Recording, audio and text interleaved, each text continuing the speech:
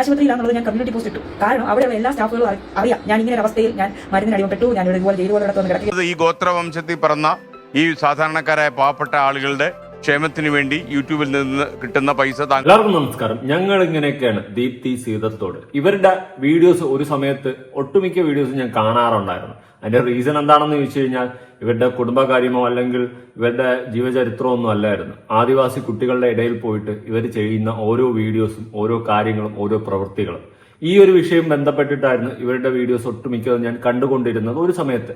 എന്നാൽ റീസെന്റ് അങ്ങനെയുള്ള വീഡിയോസും കാര്യങ്ങളൊന്നും ചെയ്യുന്ന കാണുന്നില്ല. അവരുടെ ലൈഫും കല്യാണവും കാര്യങ്ങളും അങ്ങനത്തെ ഒരു സെറ്റപ്പിലോട്ട് ഒരു ഫാമിലി വ്ലോഗ് കണക്കിന് ഒതുങ്ങിയതായിട്ട് എനിക്ക് പേഴ്സണലി ഫീൽ ചെയ്തിട്ടുണ്ട്. ഇതെന്റെ ഒരു ഒപ്പീനിയൻ മാത്രമാണ്. എന്ത് വീഡിയോസ് ഇടണം, എങ്ങനത്തെ വീഡിയോസ് ഇടണം എന്നെല്ലാം നിങ്ങളുടെ താല്പര്യമാണ്. പക്ഷെ എന്റെ പേഴ്സണൽ ഒപ്പീനിയനിൽ എനിക്ക് തോന്നിയ ഒരു കാര്യമാണ് പറഞ്ഞത്. അങ്ങനെ ഒതുങ്ങിയതുപോലെ തോന്നിയിട്ടുണ്ട്. ഇനി ഇവർ ആദിവാസി കുട്ടികളെ സഹായിക്കുന്നതുമായി ബന്ധപ്പെട്ടിട്ട് ഒരു ലേഡി കുറച്ച് നാളുകൾക്ക് മുന്നേ എനിക്കൊരു മെസ്സേജൊക്കെ അയച്ചിട്ടുണ്ടായിരുന്നു. ഇവർ കാണിക്കുന്ന പ്രവൃത്തി കാരണം മറ്റുള്ളവർക്ക് സഹായിക്കാൻ പറ്റാതാകുന്നു എന്നൊക്കെയുള്ള കാര്യങ്ങളും കുറച്ചധികം കാര്യങ്ങളൊക്കെ എൻ്റെ അടുത്ത് സംസാരിച്ചിട്ടുണ്ടായിരുന്നു. തെളിവുകളോ കാര്യങ്ങളോ ഒന്നും ഇല്ലാത്തത് കൊണ്ട് തന്നെ ഞാൻ പിന്നെ അത് കൂടുതൽ അങ്ങോട്ട് ചികഞ്ഞ് പോകാൻ നിന്നിട്ടില്ല, ചികഞ്ഞ് അന്വേഷിച്ചിട്ടില്ല, പിന്നെ അങ്ങോട്ട് പോയിട്ടില്ല. അവരുടെ കയ്യിലും തെളിവുകളോ കാര്യങ്ങളോ ഒന്നും ഇല്ലെന്ന് പറഞ്ഞു. ഓക്കെ, അങ്ങനെ ആ ഒരു ടോപ്പിക്ക് ഞാൻ അന്ന് വിട്ടായിരുന്നു. എന്നിട്ട് അതിനുശേഷം ഇവരിങ്ങനെ വീഡിയോസ് കാര്യങ്ങളൊക്കെ ഇട്ടിട്ട് അവർ കാര്യങ്ങളൊക്കെ അടിപൊളിയായിട്ട് പോകുന്നുണ്ട്. ഞാൻ അന്നും ആ ലേഡീൻ്റെ അടുത്ത് പറഞ്ഞ സമയത്ത് ഞാൻ പറഞ്ഞത് എന്തായാലും ആയിക്കോട്ടെ, അവർ ചെയ്യുന്നതെല്ലാം നല്ല കാര്യങ്ങളല്ലേ എന്നുള്ള രീതിയിൽ തന്നെയാണ് സംസാരിച്ചിട്ടുള്ളതും ഇന്നും അത് തന്നെയാണ് പറയുന്നത്. പക്ഷെ ഇന്ന് ഇവരുടെ ചാനൽ എടുത്തു കഴിഞ്ഞാൽ ഒരു ഫാമിലി വ്ലോഗ് സെറ്റപ്പിലോട്ട് പോയിട്ടുണ്ടായിരുന്നു. റീസെന്റ് ഇവർ കമ്മ്യൂണിറ്റി ടാബിൽ ഒരു പോസ്റ്റ് ഇട്ടിട്ടുണ്ടായിരുന്നു. ഇവർ ഹോസ്പിറ്റലിലാണ് എന്നുള്ള രീതിയിൽ. എന്നാൽ എന്താണ് അസുഖം എന്ന് പറയുന്നുമില്ല. ഓക്കെ, അത് അവർക്ക് പറയാൻ താല്പര്യമില്ലെങ്കിൽ പറയണ്ട. ഹോസ്പിറ്റലിൽ നിന്ന് ഡിസ്ചാർജ് ആയി വന്നതിന് ശേഷം ഒരു വീഡിയോ ഇട്ട് സംസാരിച്ചാൽ മതിയായിരുന്നു. പകരം ഇവർ കമ്മ്യൂണിറ്റി ടാബിൽ ഒരു പോസ്റ്റ് ഇടുമ്പോൾ ഇവരുടെ ഫോളോവേഴ്സും ഇവരെ സ്നേഹിക്കുന്ന ആൾക്കാരും അസ്വസ്ഥരാകും. അയ്യോ എന്ത് പറ്റി, എന്തായിരിക്കും ഹോസ്പിറ്റലിൽ എന്നൊക്കെ ഉള്ള കാര്യങ്ങൾ ചിന്തിക്കും. ആ കാര്യങ്ങൾ ഞാൻ എന്റെ വീഡിയോയിലും ചൂണ്ടിക്കാണിച്ചിരുന്നു. അങ്ങനെയാണെങ്കിൽ നിങ്ങൾ ഹോസ്പിറ്റലിൽ വന്നതിന് ശേഷം ഒരു വീഡിയോ കാര്യങ്ങളൊക്കെ ഇട്ട് ഡീറ്റെയിൽ ആയിട്ട് കാര്യങ്ങൾ പറഞ്ഞാൽ മതിയായിരുന്നെന്ന്. പക്ഷെ അവരങ്ങനെയും പറഞ്ഞിട്ടില്ല. ലേറ്റസ്റ്റ് ഇട്ട വീഡിയോയിൽ ഇവർ എന്താണ് അസുഖം എന്ന് പറഞ്ഞിട്ടില്ല. ഓക്കെ, അതൊക്കെ അവരുടെ പേഴ്സണൽ കാര്യമാണ്. പറയണമെന്ന് അവർക്കുണ്ടെങ്കിൽ അവർ പറയട്ടെ. പക്ഷെ ആ ഒരു അസുഖത്തിന്റെ പേരും പറഞ്ഞ് എപ്പിസോഡ് കണക്കിന് പിടിച്ചുകൊണ്ടുപോയി ജനങ്ങളെ വിഡ്ഢികളാക്കാതിരുന്നാൽ മാത്രം മതി. അവരിട്ടിട്ടുള്ള ഒരു വീഡിയോ ഞാനൊന്ന് കൊടുക്കാം. എനിക്ക് ഈ വിഷയത്തിൽ കുറച്ചധികം കാര്യങ്ങൾ പറയാനുണ്ട്. പ്രത്യേകിച്ച് ഇവരുടെ എക്സ് ഹസ്ബൻഡിന്റെ കേസ്. ഇവരുടെ എക്സ് ഹസ്ബൻഡ് രംഗത്ത് വരണം എന്നാണ് എന്റെ ഒരു പേഴ്സണൽ ഒപ്പീനിയൻ. കുറെ കാലമായ എക്സ് ഹസ്ബൻഡ് അങ്ങനെ ചെയ്ത് ഇങ്ങനെ ചെയ്തെന്ന് ദീപ്തി സീതത്തോടെ തന്നെ വീഡിയോസും കാര്യങ്ങളും ഇടുന്നുണ്ട്. കുറെ കാലം കൊണ്ട് ഇങ്ങനെ കുറ്റം പറയുന്നുണ്ട്, ഇന്ന കാര്യങ്ങൾ ചെയ്തിട്ടുണ്ട്, ഇത്രയും വളരെ മോശം അനുഭവങ്ങൾ അങ്ങയുടെ ഭാഗത്തുനിന്ന് ഉണ്ടായിട്ടുണ്ട് എന്നൊക്കെ ദീപ്തി പറയുന്നുണ്ട്. പറയുന്ന കാര്യങ്ങൾ വെച്ചിട്ട് കേട്ട് നോക്കുമ്പോൾ അവന്റെ ആലം അടിച്ച് കീറേണ്ട പരിപാടിയാണ് അവൻ കാണിച്ചു വെച്ചിട്ടുള്ളത്. അവനെ ഒരു രീതിയിലും ന്യായീകരിക്കാൻ പറ്റത്തില്ല. അമ്മാതിരി ഒരു പരനാറ് പരിപാടിയാണ് അവൻ കാണിച്ചിട്ടുള്ളത്. ഒരിക്കലും ഞാൻ ന്യായീകരിക്കുന്നില്ല. ആദ്യ ഭർത്താവുമായിട്ട് നിയമപരമായിട്ട് കല്യാണം കഴിച്ചിട്ടില്ല എന്നുള്ള സത്യം കൂടി ദീപ്തി തന്നെ പറയുന്നുണ്ട്. അങ്ങനത്തെ സ്ഥിതിക്ക് ഭർത്താവ് എന്നൊരു ടാഗ് ലൈൻ അദ്ദേഹത്തിന് ഇല്ല.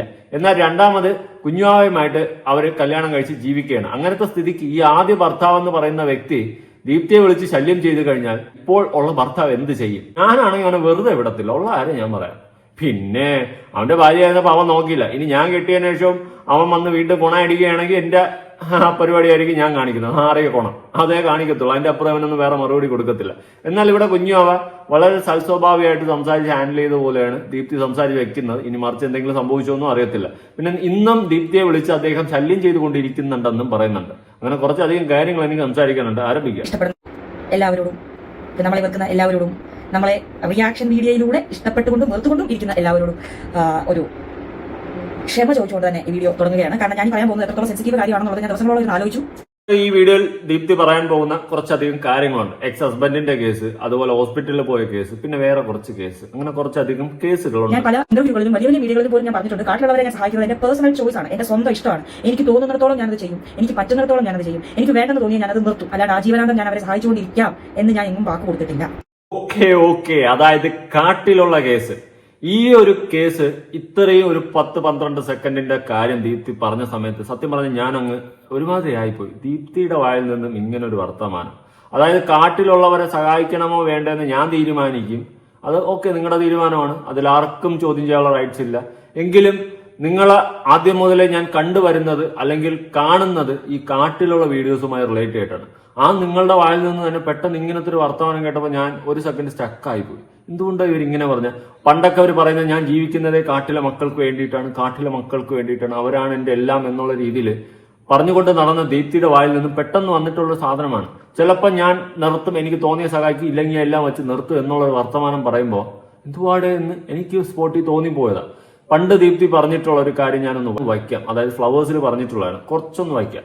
ഈ ഗോത്രവംശത്തിൽ പിറന്ന ഈ സാധാരണക്കാരായ പാവപ്പെട്ട ആളുകളുടെ ക്ഷേമത്തിന് വേണ്ടി യൂട്യൂബിൽ നിന്ന് കിട്ടുന്ന പൈസ താങ്കൾ ചെലവഴിക്കുന്നു. അതെ അതെ കറക്റ്റാണോ? അതെ. അപ്പോ മൊത്തം പൈസ അതിനായിട്ട് ചെലവഴിക്കണോ? യൂട്യൂബിൽ നിന്നും കിട്ടുന്ന പൈസ പാവപ്പെട്ട ആദിവാസി കുട്ടികൾക്ക് വേണ്ടി ചെലവഴിക്കും. അതെ, അന്നൊക്കെ വളരെ വളരെ ഘോര ആദിവാസി കുട്ടികൾക്ക് വേണ്ടിയിട്ട് അല്ലെങ്കിൽ പാവപ്പെട്ടവർക്ക് വേണ്ടിയിട്ട് സംസാരിച്ച ഒരു ദീപ്തി, ആ ദീപ്തി എനിക്ക് ഭയങ്കര ഇഷ്ടമായിരുന്നു. പക്ഷെ ഇന്ന് നിങ്ങൾ പറയുന്ന ഈ ഒരു കാര്യങ്ങളൊന്നും എനിക്ക് അഡ്ജസ്റ്റ് ആകുന്നില്ല. എന്തോ എവിടെ ഒരു തകരാറ് പോലെ എന്നൊക്കെ പറയത്തില്ലേ, ആ ഒരു സാധനമാണ് ഫീൽ ചെയ്തത്. മേ ബി നിങ്ങൾ ഹോസ്പിറ്റലിൽ നിന്ന് വന്നതുകൊണ്ടായിരിക്കും, കമന്റ് കണ്ടപ്പോൾ ദേഷ്യം വന്നതായിരിക്കും. പക്ഷെ എന്തായാലും ഈ ഒരു കാര്യം പറഞ്ഞപ്പോൾ എനിക്ക് അങ്ങോട്ട് എന്നുള്ളൊരു സാധനമാണ് തോന്നിയത്. ബാക്കി റിയാക്ഷൻ വീഡിയോസിൽ കുറച്ച് പേര് ഞാൻ അടുത്ത ഒന്ന് രണ്ട് റിയാക്ഷൻ വീഡിയോസിന്റെ പ്രശ്നം എന്താണെന്ന് വെച്ചാൽ, ഞാൻ ഹോസ്പിറ്റലിൽ ആയിരുന്നു, കാരണം ഞാൻ പറയാമെന്ന് ഞാൻ പറഞ്ഞിട്ട് ഞാൻ കാരണം പറഞ്ഞില്ല. നിങ്ങൾക്കൊരു റിയാക്ട് ചെയ്യാൻ ഒരു കണ്ടന്റ് കിട്ടാത്തതായിരുന്നു ഞാൻ ചെയ്ത തെറ്റ്. ഞാൻ റിയാക്ഷൻ വീഡിയോ ഹോസ്പിറ്റലിലാണ് എന്തുകൊണ്ട് ഞാൻ പറഞ്ഞു, അതായിരുന്നു എനിക്കെതിരെയുള്ള മറ്റൊരു പ്രശ്നം. ഹോസ്പിറ്റലിലാണെന്ന് പറയേണ്ടായിരുന്നു മോളെ, ഞങ്ങൾക്ക് അത് വിഷമമാണ് കേൾക്കുന്നത് പറയുന്നത് പോസിറ്റീവ്, മറ്റൊരു വഴിക്ക് വേറെ വഴിക്ക് നിങ്ങൾ ഹോസ്പിറ്റലിലാണ് എന്തിനാണ് പറയുന്നത്, വേറെ എവിടെയായിരുന്നു അങ്ങനെ വല്ല പറഞ്ഞുകൂടെയെന്ന്. ഞാൻ കാര്യം പറയട്ടെ, ഞാൻ ഹോസ്പിറ്റലിൽ കുറേ ദിവസം അഡ്മിറ്റ് ആയിരുന്നു. അവിടെ ഒരുപാട് വർക്ക് ചെയ്യുന്ന സ്റ്റാഫുകളുണ്ട്, ഇവരൊക്കെ നമ്മുടെ വീഡിയോ ഫോളോ ചെയ്യുന്നതാണ്, ഇവരുടെ പേരൻസ് നമ്മുടെ വീഡിയോ ഫോളോ ചെയ്യുന്നതാണ്. എനിക്ക് ചുമ്മാ വന്നിട്ട് ഞാൻ ഇന്നത്തെ ട്രിപ്പ് പോയതാ, അല്ലെങ്കിൽ ഞാൻ വീട്ടിലുണ്ട്, അല്ലെങ്കിൽ ഞാൻ ഹോസ്പിറ്റലിൽ അല്ലാണ്ട് വേറെ എവിടെ, എനിക്ക് കള്ളം പറയാൻ പറ്റത്തില്ല. ഞാൻ എല്ലാ കാര്യവും പറയും എന്നല്ല ഞാൻ പറയുന്നത്, പക്ഷേ ഞാൻ പറയുന്നത് പരമാവധി ഞാൻ സത്യം മാത്രം പറയാൻ ശ്രമിക്കുന്ന ഒരു വ്യക്തിയാണ്. എല്ലാവരെയും പോലെ ചില സമയങ്ങളിൽ നമുക്ക് സത്യം മറച്ചു വെക്കേണ്ടി വരും, കള്ളം പറയേണ്ടതായിട്ട് വരും. ഞാൻ നിൽക്കുന്ന ആശുപത്രിയിൽ, ഞാൻ അഡ്മിറ്റ് ആയ ആശുപത്രിയിൽ എന്താണ് കാരണം എന്നറിയാവുന്ന ഒരുപാട് സ്റ്റാഫ് നഴ്സുമാരും ഡോക്ടർമാരും എല്ലാവരും നമ്മുടെ വീഡിയോ ഫോളോ ചെയ്യുമ്പോൾ യൂട്യൂബിൽ വന്നിരുന്നുണ്ട് ഞാൻ വേറെ എന്തെങ്കിലും കാര്യങ്ങൾ വീഡിയോ ഈ ഒരു കാര്യം മറച്ചു വെച്ചുകൊണ്ടിരിക്കാൻ എനിക്ക് പറ്റില്ല. ഓക്കെ, ദീപ്തി പറഞ്ഞത് കറക്റ്റ് ആണ്. അങ്ങനെ ഇല്ലാത്ത കാര്യം പറഞ്ഞ് എനിക്ക് യൂട്യൂബിൽ പറയാൻ പറ്റത്തില്ല. പക്ഷെ ദീപ്തിക്ക് ഒരു കാര്യം പറയാൻ പറ്റുമായിരുന്നു. എന്തെന്നറിയാവോ? ഒന്നുകിൽ ആ കമ്മ്യൂണിറ്റി പോസ്റ്റ് അവിടെ ഇടാൻ പാടില്ല, അല്ലെങ്കിൽ എന്താണ് അസുഖമെന്ന് ആ കമ്മ്യൂണിറ്റി പോസ്റ്റിൽ പറയാമായിരുന്നു. അസുഖം പറയാൻ ദീപ്തിക്ക് താല്പര്യമില്ലാത്തത് കൊണ്ട് തന്നെ ഉറപ്പായിട്ട് ദീപ്തി അവിടെ ഒരു അക്ഷരം മിണ്ടേണ്ട കാര്യമില്ല. അങ്ങനെ ഒരു ചോദ്യചിഹ്നം ഇട്ടുള്ള ഒരു കമ്മ്യൂണിറ്റി പോസ്റ്റ് അവിടെ ഇടേണ്ട കാര്യമില്ലായിരുന്നു. ഡിസ്ചാർജായി വന്നതിന് ശേഷം എന്താണ് തന്റെ പ്രശ്നം വന്നത് ഇപ്പോ ഈ വന്നിട്ട് സംസാരിക്കുന്നില്ലേ, ഇതുപോലെ ഒരു വീഡിയോ കിട്ടാൻ മതിയായിരുന്നു. നിങ്ങളുടെ ഫോളോവേഴ്സ് എന്ന് വെച്ച് കഴിഞ്ഞാൽ കുറെ അമ്മമാരും കുറെ പ്രായം ചെന്നവരും ആൾക്കാരൊക്കെ ഉണ്ട്. അവരൊക്കെ പെട്ടെന്ന് എന്താണെന്നുള്ളൊരു ചോദ്യം വരും. അവരുടെയൊക്കെ മാനസിക നില തന്നെ തകരാറിലാകും. കാരണം നിങ്ങളൊക്കെ ആത്മാർത്ഥമായി സ്നേഹിക്കുന്ന ഒരുപാട് ആൾക്കാരുണ്ട്. അവരെയൊന്നും ഒരിക്കലും നിങ്ങൾ ഒരു ചോദ്യചിഹ്നത്തിന്റെ മുന്നിൽ നിർത്തുന്നത് എനിക്ക് പേഴ്സണലി താല്പര്യമില്ല. എന്റെ സബ്സ്ക്രൈബേഴ്സിനെ കൂടി ചോദ്യചിഹ്നത്തിൽ മാക്സിമം നിർത്താതിരിക്കാനാണ് ഞാൻ ശ്രമിക്കുന്നത്. എങ്കിലും വല്ലപ്പോഴും ചെറിയ ചോദ്യചിഹ്നമൊക്കെ ഇട്ട് കൊടുക്കും. പക്ഷെ നിങ്ങളൊക്കെ ആത്മാർത്ഥമായി സ്നേഹിക്കുന്ന ഒരുപാട് ആൾക്കാരുണ്ട്. അവരെ വിട്ടുകളാക്കരുത്. ഇതാണ് എനിക്ക് മെയിനായിട്ട് പറയാനുള്ളത്. അത് ദീപ്തി ആയാലും ആരായാലും ആയിക്കോട്ടെ. അതുകൊണ്ട് ദീപ്തി ചെയ്ത കാര്യത്തിൽ എനിക്ക് വലിയ ന്യായീകരണം തോന്നിയിട്ടില്ല. അതുകൊണ്ടാണ് എന്റെ ഒരു പേഴ്സണൽ ഒപ്പീനിയൻ പറഞ്ഞത്. നിലവിൽ ഞാൻ എന്തുകൊണ്ടാണ് ആശുപത്രിയിലായത് എന്ന് പറയണമെന്നുണ്ടെങ്കിൽ ഞാൻ കുറച്ച് പിന്നേക്കുള്ള കാര്യങ്ങൾ പറയണം. അപ്പോൾ തീർച്ചയായിട്ടും എനിക്ക് എന്റെ ആദ്യ ഭർത്താവിനെ പറ്റി പറയേണ്ടതായിട്ട് വരും. പിന്നീട് ചോദിക്കരുത് എന്തിനാണ് ഇപ്പോൾ അയാളെ വലിച്ച് ഇങ്ങോട്ടേക്ക് കൊണ്ടിടുന്നത്. കാരണം ഇപ്പോൾ പുള്ളി നിരന്തരമായിട്ട് എന്നെ വിളിക്കാറുണ്ട്, കുഞ്ഞാവനെ വിളിക്കാറുണ്ട്. അപ്പോൾ ചിലർക്ക് ചോദിക്കുന്നത് നമ്പർ ബ്ലോക്ക് ചെയ്തൂടെ, നീ എത്ര നമ്പർ ബ്ലോക്ക് ചെയ്യും, ഏതൊക്കെ നമ്പർ നമ്മൾ ബ്ലോക്ക് ചെയ്യും, നമ്മുടെ നമ്പർ മാറണം. ഞാൻ കൃഷി മുട്ടക്കച്ചവടം അങ്ങനെ പല ബിസിനസ് കാര്യങ്ങളായിട്ട് നടക്കുന്ന വ്യക്തിയാണ്. എനിക്ക് എന്റെ നമ്പർ മാറ്റി കഴിഞ്ഞാൽ എന്റെ കംപ്ലീറ്റ് കാര്യങ്ങൾ അവിടെ നിൽക്കും. ഞാൻ നമ്പർ മാറ്റി പിന്നെയും വിളിച്ച് ഞാൻ ആദ്യം ചുറ്റിനുള്ള നമ്പർ കൊടുക്കേണ്ടതായിട്ട് വരും. പിന്നെയും ചുറ്റിനുള്ള ആരുടെയും ഒക്കെ കഴിഞ്ഞ് നിങ്ങളുടെ കയ്യിലേക്ക് നമ്പർ എത്തും. നമ്മുടെ വീടിനടുത്തുള്ള ആൾക്കാരായിട്ടൊക്കെ കോൺടാക്ട് ഉണ്ട്, അവിടെ നിന്ന് എവിടെയെങ്കിലും ഒക്കെ നമ്പർ പോകും. മാത്രമല്ല ആദ്യകാലം തൊട്ട് കുഞ്ഞാവ് ഫോൺ നമ്പർ ഉള്ളൂ. എന്തിന് എന്റെ ഒരു കാരണം കൊണ്ട് കുഞ്ഞാവ് ഫോൺ നമ്പർ മാറ്റണം, അതിന്റെ ആവശ്യമില്ല. അതുകൊണ്ട് ഏതൊക്കെ നമ്പറിൽ പുള്ളി വിളിക്കുന്നു ആ നമ്പറൊക്കെ നമ്മൾ ബ്ലോക്ക് ചെയ്യും. ഓക്കെ. അതായത് ദീപ്തി പറഞ്ഞു വെക്കുന്നതെന്ന് വെച്ച് കഴിഞ്ഞാൽ ആദ്യ ഭർത്താവ് ഇപ്പോഴും വിളിച്ച് ശല്യം ചെയ്യുന്നു എന്നാണ് പറയുന്നത്. ഇവൻ വീട്ടിൽ വന്ന് കിടന്ന് വെള്ളം അടിച്ചും കൊണ്ട് അവിടെ കിടന്ന് ഷോപ്പ് കാണിച്ച് നാട്ടിൽ മൊത്തം നാട്ടിച്ചുള്ള പരിപാടിയല്ല. ഒരു ഫോൺ കോളാണ്. നമ്മൾ എടുക്കുന്ന സമയത്ത് തന്നെ ഇന്ന വ്യക്തിയാണെന്ന് കണ്ടു കഴിഞ്ഞാൽ നമ്മൾ കോള് കട്ട് ചെയ്യുക. ഇനി മാറി നമ്പറിൽ നിന്നും വിളിക്കുകയാണെങ്കിൽ വീണ്ടും ആ കോള് കട്ട് ചെയ്ത് ബ്ലോക്ക് ചെയ്യുക. അത്രേ ഉള്ളൂ. അത് വലിയ സമയങ്ങൾ മണിക്കൂർ എടുക്കുന്ന കാര്യമൊന്നുമല്ല. എടുത്തു വെച്ച് അവൻ പറയുന്നത് കേട്ടുകൊണ്ട് മൊഴിഞ്ഞ് എല്ലാം കേട്ട് വായിരിക്കണൊക്കെ കേട്ടുകൊണ്ടിരിക്കേണ്ട ഒരു കാര്യമില്ല. ഈ വ്യക്തിയാണ് വിളിക്കുന്നതെന്ന് അറിഞ്ഞു കഴിഞ്ഞാൽ സ്പോട്ടിൽ തന്നെ കോള് കട്ട് ചെയ്ത് ബ്ലോക്ക് ചെയ്ത് കളയാം. ഇനി ഇതൊന്നും പറ്റിയില്ലെങ്കിൽ പോലീസ് സ്റ്റേഷനിൽ പോയി നിരന്തരം എന്നെ വിളിച്ച് ശല്യപ്പെടുത്തുന്നു എന്ന് പറഞ്ഞ് കേസ് കൊടുക്കുക. പ്രത്യേകിച്ച് നിങ്ങളെ നിയമപരമായി കല്യാണം കഴിച്ചിട്ടില്ലാത്തത് കൊണ്ട് തന്നെ എന്നെ വിളിച്ച് എന്നും ശല്യം ചെയ്യുന്നു എന്ന് പറഞ്ഞ് ധൈര്യമായിട്ട് പോയി കേസ് കൊടുക്കാൻ പറ്റും. അങ്ങനെ അങ്ങോട്ട് കേസ് കൊടുക്കുക. ഇനി കേസ് കൊടുത്ത് ഒന്നും നടന്നില്ലെങ്കിൽ ഈ കുഞ്ഞുമാവ എന്ന് പറയുന്നത് ഇപ്പൊ നിങ്ങളുടെ ഹസ്ബൻഡാണ്. ഇവൻ ഒരാണാണ് അല്ലെ? ആ സ്ഥിതിക്ക് എന്തെങ്കിലും ചെയ്യാം. പ്രത്യേകിച്ച് തന്റെ ഭാര്യയെ ഒരുത്തൻ വിളിച്ച് ശല്യപ്പെടുത്തുന്നവന് ഒരു ഭർത്താവിന് എന്ത് ചെയ്യാൻ പറ്റും, ഇവയ്ക്ക് അതുകൊണ്ട് എന്ത് ചെയ്യാൻ പറ്റും എന്നങ്ങോട്ട് ആലോചിക്കുക. അത് അങ്ങ് ചെയ്യുക. അത് എനിക്ക് പറയാനുള്ളൂ. പോയി നേരെ ഒന്ന് കാണുക, കണ്ട് സംസാരിക്കേണ്ട കാര്യങ്ങൾ ഇരുന്നൊന്ന് സംസാരിക്കുക. അവിടെ തീരും പ്രശ്നം. അതാണ് ചെയ്യേണ്ടത്. എന്റെ ഭാര്യയെ ഒരുത്തൻ വിളിച്ച് ശല്യം ചെയ്ത ഞാൻ എന്ത് ചെയ്യുമെന്ന് വളരെ വ്യക്തമായിട്ട് എനിക്കറിയാം. ഞാൻ അവളുടെ സെക്കൻഡ് ഹസ്ബൻഡ് ആയാൽ കൂടി ഫസ്റ്റ് ഹസ്ബൻഡ് അവളെ വിളിച്ച് ശല്യം ചെയ്ത് കഴിഞ്ഞാൽ അവൻ ഒരു പ്രാവശ്യം അവൻ ശല്യം ചെയ്യത്തുള്ളൂ. അത് കൺഫേമാണ്. അത് അത്രേ ഉള്ളൂ. അത് 100% ഉറപ്പാ. എന്റെ ഉറപ്പാ. ആ ഒരു രീതിയിലേ ഞാൻ ചിന്തിക്കത്തുള്ളൂ. അതുപോലെ തന്നെ നിലവിൽ ആശുപത്രിയിൽ ആയതിന്റെ റീസൺ പറയണമെങ്കിൽ ഞാൻ കുറച്ച് പിന്നിലോട്ട് പോകണമെന്ന് പറയുന്നുണ്ടായിരുന്നു. ഓക്കെ, പിന്നിലോട്ട് പോകാമല്ലോ. നിരന്തരം എക്സ് ഹസ്ബൻഡിനെ കുറിച്ച് വന്നിരുന്ന് വീഡിയോ ചെയ്യുന്നതിൽ എനിക്കും പേഴ്സണലി യോജിപ്പില്ല. പറയാനുള്ളതൊക്കെ പറഞ്ഞു തീർക്കുക. ഇനി നിങ്ങളുടെ ട്രോമ കാര്യങ്ങളൊക്കെ ഓക്കെയാണ്, അത് എനിക്ക് മനസ്സിലായി. ഞാൻ ഒരുപാട് സപ്പോർട്ട് ചെയ്തിട്ടുണ്ട്. കാരണം നിങ്ങൾ അനുഭവിച്ചിട്ടുള്ള അത്ര പീക്ക് ലെവൽ കാര്യങ്ങളാണ്. പക്ഷെ നിരന്തരം ഇങ്ങനെ വന്നിരുന്ന് പറയുമ്പോൾ എനിക്ക് അങ്ങോട്ട് ഡൈജസ്റ്റ് ആവുന്നില്ല. എന്തോ ഒരു കണ്ടന്റ് ബേസിലോട്ട് പോകുന്ന പോലെ ചില സമയത്ത് തോന്നിപ്പോകുന്നുണ്ട്. പ്രത്യേകിച്ച് നിങ്ങൾ ആദിവാസി കുട്ടികളെ സഹായിക്കാൻ വേണ്ടിയിട്ടാണ് എന്നുള്ള രീതിയിൽ പണ്ട് സംസാരിക്കുക. എന്നാൽ ഇന്ന് വന്നിട്ട് ചിലപ്പോൾ എനിക്ക് നിർത്തണമെന്ന് തോന്നി നിർത്തുമെന്ന് പറയുമ്പോൾ എവിടെയൊക്കെ എനിക്ക് എന്തൊക്കെയോ ഒരു തകരാറ് ഫീൽ ചെയ്യുന്നുണ്ടേ. സത്യം സീരിയസ്ലി പറയാം. അത് ഞാൻ ചിന്തിക്കുന്ന രീതിയുടെ തെറ്റാണോ എന്ന് എനിക്കറിയത്തില്ല, എങ്കിലും എനിക്ക് ഫീൽ ചെയ്യുന്നുണ്ട്. നിങ്ങൾക്ക് അതേ ഫീലിങ്സ് ഉണ്ടെങ്കിൽ ഉറപ്പായിട്ട് താഴെ കമന്റ് ചെയ്യാം. ഇനി എങ്ങനെയാണ് ദീപ്തിയും അദ്ദേഹവും തമ്മിൽ പരിചയപ്പെട്ട് അവര് കുടുംബജീവിതത്തിലോട്ട് ആയതെന്ന് നമുക്കൊന്ന് നോക്കാം. എന്നെ ജോലിക്ക്, അതായത് എന്റെ PG കഴിഞ്ഞ് ജോലിക്ക് എന്നെ ഇന്റർവ്യൂ ചെയ്തെടുക്കുന്നത് എന്റെ ആദ്യ ഭർത്താവ്, അതായത് വിജയ് എന്ന പേരുള്ള വ്യക്തിയാണ് ഇന്റർവ്യൂ ചെയ്തെടുക്കുന്നത്. 1-2 വട്ടം ഇന്റർവ്യൂ ഉണ്ടായിരുന്നു. ഇന്റർവ്യൂ ചെയ്തെടുത്തു. പിന്നെ കുറെ നാളുകൾക്ക് ശേഷം ഞങ്ങൾ തമ്മിൽ റിലേഷനിലായി. അയാൾ തന്നെ നമ്മളോട് ഇഷ്ടം പറഞ്ഞു. ആലോചിച്ചു ഞാൻ. അപ്പോൾ കാരണം ഞാൻ എന്നോട് ചോദിക്കുമ്പോൾ പറയുന്നതെല്ലാം സത്യസന്ധമായ കാര്യമാണ്. അപ്പോൾ തിരിച്ച് എന്നോട് പറയുന്നതെല്ലാം സത്യമാണെന്ന് ഞാനും കരുതി. അത് നിങ്ങൾ ഇത്ര ചിന്തിച്ചാൽ ഒരു ഡിഗ്രി അല്ലെങ്കിൽ ഒരു PG കഴിഞ്ഞ ഒരു പെൺകുട്ടി അന്നേരത്തെ മെന്റാലിറ്റിയിൽ എന്താണോ ആ ഒരു എക്സൈറ്റ്മെന്റ്, ഒരു പ്രണയത്തിന്റെ എക്സൈറ്റ്മെന്റും കാര്യങ്ങളും എനിക്ക് ഉണ്ട്. ഭയങ്കര എക്സൈറ്റഡ് ആയിരുന്നു. ജോലി ആ വഴിക്ക് നടക്കുന്നു, സ്നേഹബന്ധം ഈ വഴിക്ക് നടക്കുന്നു. എന്നോട് ചോദിക്കുമ്പോൾ ഞാൻ പറയുന്നത് സത്യസന്ധമായ കാര്യമാണല്ലോ. എന്റെ ലൈഫിൽ എന്തൊക്കെ നടന്നിട്ടുണ്ട്, എന്റെ വീട്ടിൽ ആരൊക്കെയുണ്ട്, നമ്മുടെ വീട്ടിലെ അവസ്ഥ എന്താണെങ്കിലും എല്ലാം നമ്മൾ കൃത്യമായിട്ട് പറയുമ്പോൾ എന്ത് ചെയ്യും, നമ്മളോട് തിരിച്ച് പറയുന്നതും എന്റെ അന്നേരത്തെ തോന്നുന്നു പറഞ്ഞാൽ അന്നേരം എന്ന് പറഞ്ഞാൽ എനിക്ക് ആരും ഒരു ഡൗട്ടും ഇല്ല. എന്റെ വിചാരം എല്ലാവരും പറയുന്നത് സത്യമാണ്. നമ്മൾ കുത്തിക്കുഴിച്ച് നോക്കുന്ന പരിപാടിയില്ല. നമ്മൾ സത്യം പറയുമ്പോൾ നമ്മളോട് പറയുന്നത് സത്യമാണ് എന്നൊരു വിചാരം ഉണ്ടല്ലോ. അങ്ങനെ ഇവര് തമ്മിൽ പ്രണയത്തിലാകുന്നു, പരിചയപ്പെടുന്നു, പ്രണയത്തിലാകുന്നു, പ്രണയിച്ച് ഇവർ കല്യാണം കഴിക്കുന്നു. അത് നിയമപരമായിട്ട് ഇവർ കല്യാണം കഴിച്ചിട്ടില്ല. അതാണ് വേറൊരു ഹൈലൈറ്റ് കാര്യം. അതുകൊണ്ടാണ് ഞാൻ എവിടെയൊക്കെ എന്തൊക്കെയൊക്കെ ചെറിയ ചെറിയ ചീഞ്ഞ നാട്ടങ്ങൾ അടിക്കുന്നത്. പിന്നെ ഈ കെട്ടിയ വ്യക്തിക്ക് ഇതിനു മുന്നേ വേറെ ഭാര്യയും മക്കളും ഉണ്ട്. അതും ദീപ്തി പിന്നെയാണ് അറിയുന്നത്. അങ്ങനത്തെ കുറച്ച് കാര്യങ്ങളൊക്കെ ഉണ്ട്. അവിയിൽ പരുവത്തി കിടക്കുന്നുണ്ട്. സത്യം പറഞ്ഞ അങ്ങേരും കൂടി രംഗത്ത് വന്നിട്ട് അങ്ങേരുടെ സൈഡും കൂടി പറയണം. വെള്ളം അടിച്ചും കൊണ്ട് വന്നിരിക്കാതെ ബോധത്തോടെ വന്നിരുന്ന ഒരു ഇന്റർവ്യൂ തന്നു കഴിഞ്ഞാൽ വളരെ ബെറ്റർ ആയിരിക്കും. അല്ലെങ്കിൽ എന്നെ പോലെയുള്ള ആരെങ്കിലും ഒക്കെ കോൺടാക്ട് ചെയ്ത് വോയിസ് പറ, വിട്ടുകൊട്. എന്തായാലും നിങ്ങളെ കുറിച്ച് ദീപ്തി ഇത്രയും പറയുന്നില്ലേ, ആണായി പറഞ്ഞവനല്ലേ, നട്ടല് വേണ്ടേ, വന്ന് പ്രതികരിക്കും. വേണമെങ്കിൽ മതി, എനിക്ക് നിർബന്ധമൊന്നുമില്ല, നിങ്ങളുടെ പേഴ്സണൽ ചോയ്സ് ആണ്.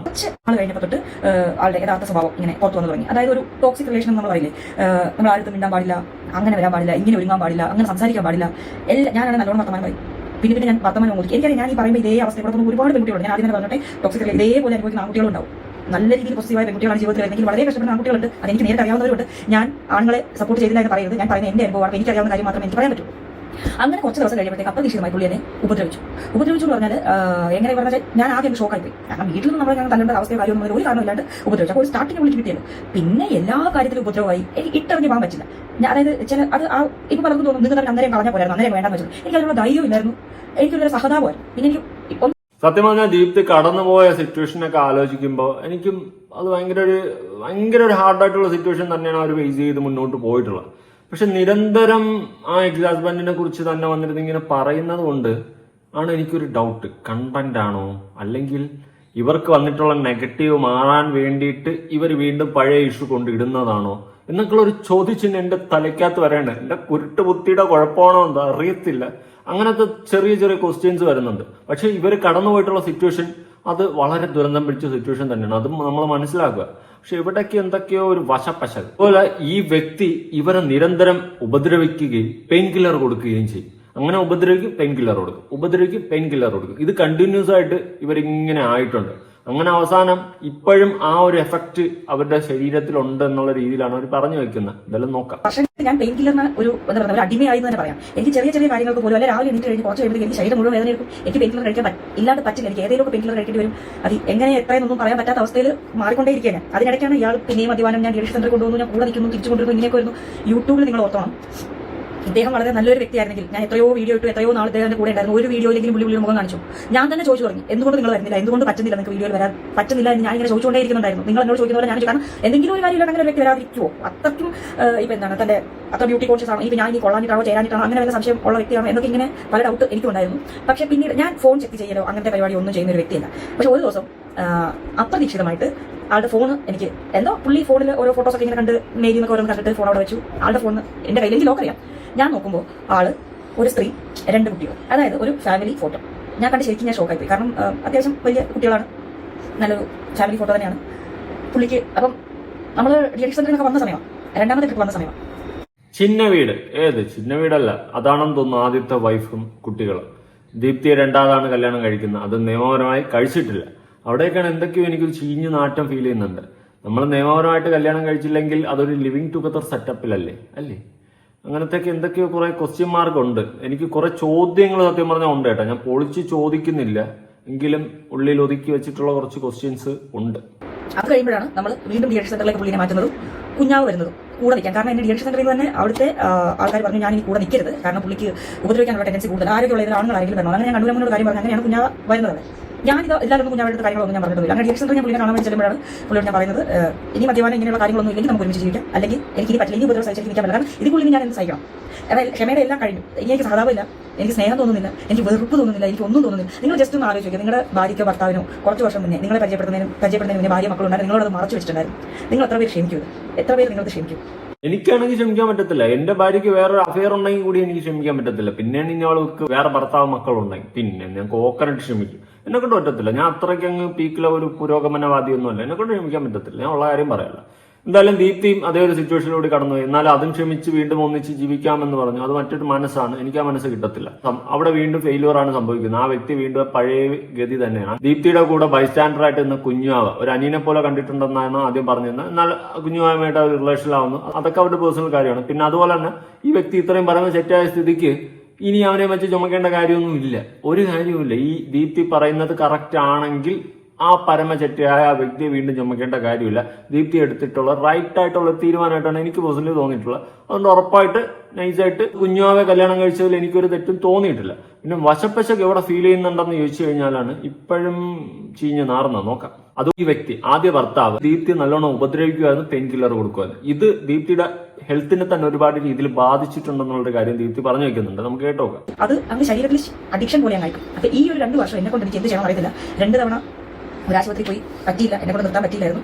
ഇപ്പോൾ ഈ ഒരു കഴിഞ്ഞ കുറേ ദിവസം ഒരു ആശുപത്രിയിൽ സത്യം പറഞ്ഞാൽ ജയിലിൽ കിടക്കുന്ന പോലെ, അല്ലെങ്കിൽ ഇത് നിർത്താൻ വേണ്ടിയിട്ട് ഇവിടെ തന്നെ സിസ്റ്റർമാരുടെ ഒരു ആശുപത്രിയിൽ പോയി സത്യം ഒരു ജയിൽ പോലുള്ളവരുടെ തടച്ചിട്ടു എന്ന് പറയാം. അങ്ങനെയുള്ളവർക്ക് നിന്ന് അവിടെ നിന്നാണ് ഇപ്പോൾ എന്റെ ഈ ഒരു പെയിൻ കില്ലർ കഴിക്കുക എന്നുള്ള ഒരു, അതായത് ശരീരത്തെ വേദന മാറി, വേദന എന്റെ ശരീരത്തിൽ ഇല്ല എന്നുള്ളത് തലച്ചോറിനെ പറഞ്ഞ് മനസ്സിലാക്കിയതാണോ അതോ എന്റെ ശരീരത്തിൽ നിന്ന് വേദന എടുത്ത് മാറ്റിയിട്ടാണോ എനിക്ക് അറിയത്തില്ല. എനിക്കിപ്പോൾ ഒരു കുഴപ്പമില്ല. കുറേ ദിവസം ഞാൻ ആശുപത്രിയിൽ കിടന്നു. അത് ആശുപത്രിയല്ല, ശരിക്കും പറഞ്ഞ ഒരു ജയിൽ തന്നെയാണ്. എനിക്ക് പറയുന്നത് യാതൊരു കണക്കില്ല. എന്നെ പോലുള്ള ഒരുപാട് പെൺകുട്ടികളുണ്ടാവും. ടോക്സിക് ഞാൻ മരുന്ന് കഴിക്കുന്നതല്ലേ പറഞ്ഞു, ടോക്സിക് റിലേഷനിലുള്ള ഒരുപാട് പേരുണ്ടാവും. നമ്മൾ ഓർക്കും അവർ നമ്മളെ ചിലപ്പോൾ കൊല്ലും, അല്ലെങ്കിൽ നമ്മളിലേക്ക് അവർ പാവം എന്ത് ചെയ്യും, അയ്യോ നമ്മളൊരു ബന്ധത്തിൽ പെട്ടുപോയല്ലോ, അല്ലെങ്കിൽ ഇവർ തന്നെ നമ്മുടെ അടുത്ത ബന്ധം, നമ്മൾ ഈ ഒരു ജീവിതം നമുക്ക് ഉണ്ടാവില്ല, ഉണ്ടായ പകർത്തുകളിൽ എന്നുള്ള ഒരു പേടി. ദീപ്തി പറയുന്ന കാര്യങ്ങൾ കറക്റ്റാണ്. നമ്മളെ റിലേഷനൊക്കെ ടോക്സിക് ആയി കഴിഞ്ഞാൽ അത് വളരെ വിഷയമാണ്. അതിനെ പറ്റിയിട്ടൊക്കെ വേണമെങ്കിൽ വേറെ ടോപ്പിക് ചെയ്യാം. കാരണം എനിക്ക് ഒരുപാട് ടോക്സിക് റിലേഷൻഷിപ്പിനെ കുറിച്ചിട്ട് അറിയാം. പേഴ്സണലി എന്റെ ചുറ്റുപാടും എന്റെ സർക്കിളിൽ തന്നെ ഒരുപാട് റിലേഷൻഷിപ്പ് എനിക്ക് അങ്ങനത്തെ അറിയാം.